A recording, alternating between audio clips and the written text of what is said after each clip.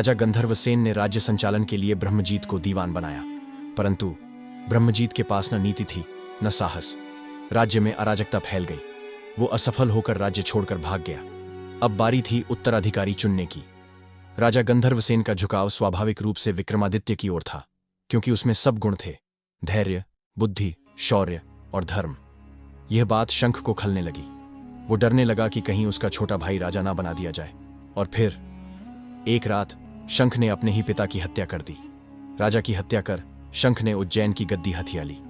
जब बाकी भाइयों को यह भयानक समाचार मिला तो वे जान बचाने के लिए छिप गए, राज्य छोड़ दिया। विक्रमादित्य को जब अपने पिता की मृत्यु और भाई के इस कुकर्म का पता चला तो उनका खून खौल उठा, पर उन्होंने संयम रखा।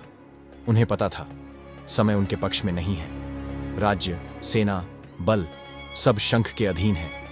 इसलिए उन्होंने तत्काल प्रतिशोध नहीं लिया, बल्कि जंगलों की ओर चले गए, प्रत्येक अपमान का उत्तर समय आने पर देने का निश्चय लिए। उधर शंख अब उज्जैन पर राजा था, पर वो शांत नहीं था। उसके मन में एक ही डर था, कहीं मेरे भाई लौटकर मेरी सत्ता ना छीन ले।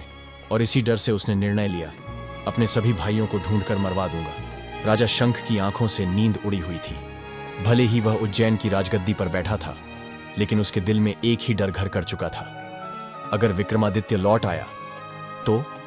एक दिन उसने दूर दूर से नामी ज्योतिषियों और भविष्यवक्ताओं को दरबार में बुलवाया।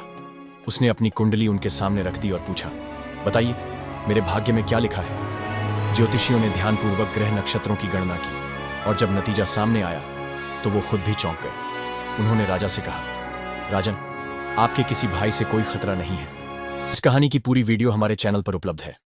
डिस्क्रिप्शन में लिंक है, जरूर देखें। आई बटन पर क्लिक करके भी देख सकते हैं।